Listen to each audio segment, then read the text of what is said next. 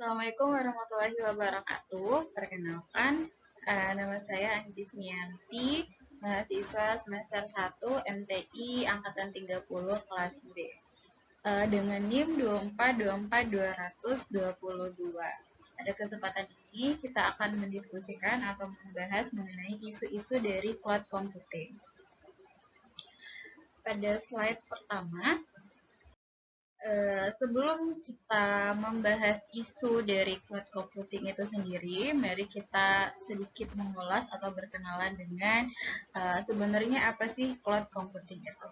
Jadi, cloud computing secara sederhana dapat didefinisikan sebagai sebuah layanan teknologi informasi yang memanfaatkan atau yang bisa dimanfaatkan atau diakses oleh pelanggannya melalui jaringan internet.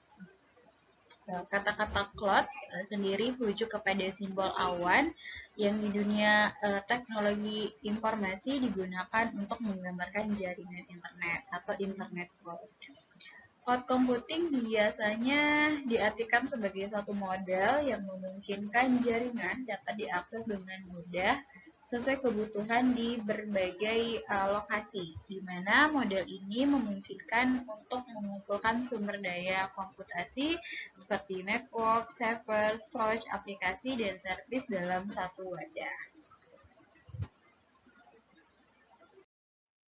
Oke, setelah kita berkenalan dengan cloud computing, mari kita membahas isu dari cloud computing itu sendiri. Di sini saya menggunakan 3 jurnal. Yang pertama, jurnal dengan judul Keamanan dan Privacy Data dalam Lingkungan Cloud Computing, yaitu tantangan dan juga solusinya, oleh Suhada dan Muhammad Irwan Padli Nasution yang ditulis pada tahun 2023. Isu yang dibahas tentang cloud computing mencakup tantangan keamanan dan privacy data. Ini tentu menjadi isu yang paling kuat selain kebutuhan dan trust atau kepercayaan. Meskipun cloud computing menawarkan manfaat seperti skalabilitas dan efisiensi, di sini saya juga akan membahas mengenai apa sih skalabilitas dan efisiensi menurut cloud computing. Jadi, efisiensi dalam cloud computing itu merujuk kepada kemampuan untuk memanfaatkan sumber daya secara optimal untuk memberikan layanan atau aplikasi dengan cara yang hemat biaya, cepat, dan berkelanjutan. Sedangkan skalabilitas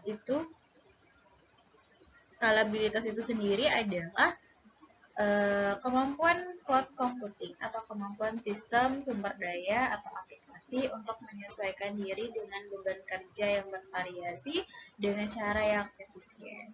Hal ini mencakup kemampuan untuk menambah atau mengurangi kapasitas secara fleksibel sesuai kebutuhan dari permintaan suatu perusahaan atau suatu organisasi itu sendiri. Tentunya terdapat kekhawatiran serius terkait perlindungan data, karena data itu sangat sensitif, akses yang tidak sah, dan resiko kehilangan data itu sendiri. Selain itu, solusi seperti enkripsi data dan penggunaan autentifikasi multifaktor juga dibahas untuk mengatasi tantangan ini. Mungkin teman-teman belum sedikit familiar mengenai autentifikasi multifaktor. Jadi, autentifikasi multifaktor adalah metode keamanan yang mengharuskan pengguna untuk memberikan 2 atau lebih bentuk verifikasi sebelum diizinkan mengakses suatu sistem. Nah, kita tuh sebetulnya sudah sering ya, misalkan pada aplikasi tertentu, misalkan di Dana, atau bahkan sekarang di Instagram, sudah melalui autentifikasi, namun mungkin di cloud computing ini lebih diperketat lagi. Kita lanjut membahas isu kedua, yaitu dari judul jurnal Tinjauan Ancaman dan Resiko pada Sistem Keamanan Internet of Things berbasis cloud computing dalam penggunaan e-commerce dan rencana strategis. Ini ditulis oleh Wulan dan kawan-kawan pada tahun 2024. Ancaman serangan cyber, sistem cloud computing rentan terhadap berbagai serangan cyber. Nah, kalau tadi itu membahas tentang keamanan data, kali ini kita membahas mengenai ancaman serangan cyber.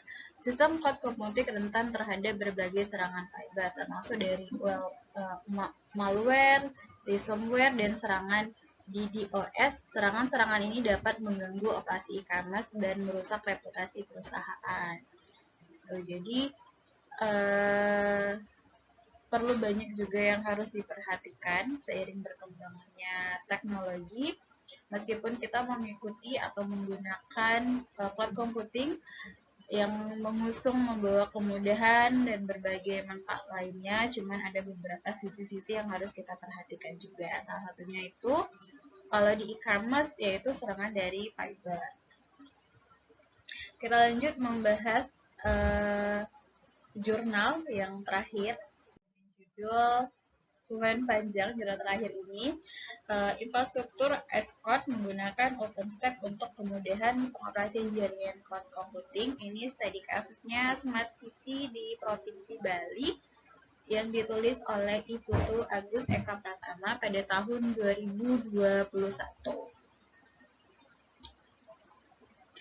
Jurnal ini membahas implementasi infrastruktur as code menggunakan OpenStack dalam konteks cloud computing untuk meningkatkan efisiensi operasional pada proyek City di Bali yang dikenal sebagai Bali Smart Island.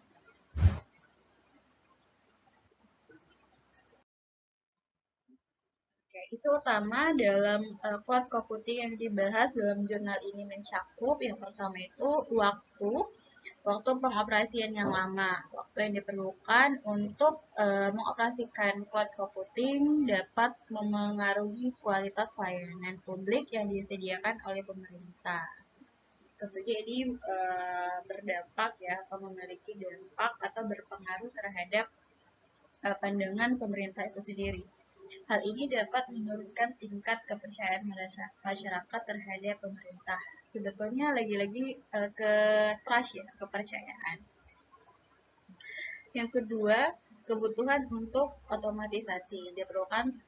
Diperlukan solusi untuk mengotomatisasikan proses pengoperasian cloud computing dan meminimalkan jumlah perintah yang digunakan agar waktu pengoperasian dapat dipersingkat.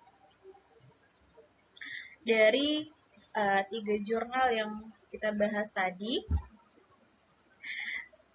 dapat kita simpulkan bahwasannya cloud computing itu mempermudah, menghemat waktu, biaya, dan tenaga juga. Namun ada beberapa hal yang tentunya harus kita perhatikan.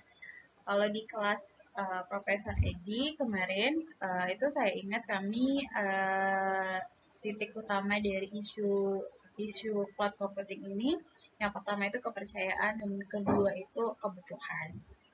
Nah, dari 3 jurnal ini pada intinya yang pertama itu di keamanan data, seperti data autentifikasi, data enkripsi, terus juga di serangan cyber.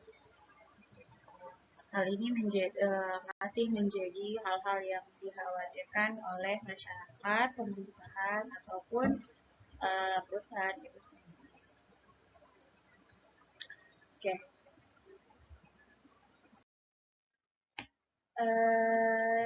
Mungkin sampai di situ pembahasan diskusi kita kali ini mengenai cloud computing. Saya harap kedepannya kita akan lebih belajar banyak lagi dan bertemu di channel YouTube ini pada perkuliahan selanjutnya.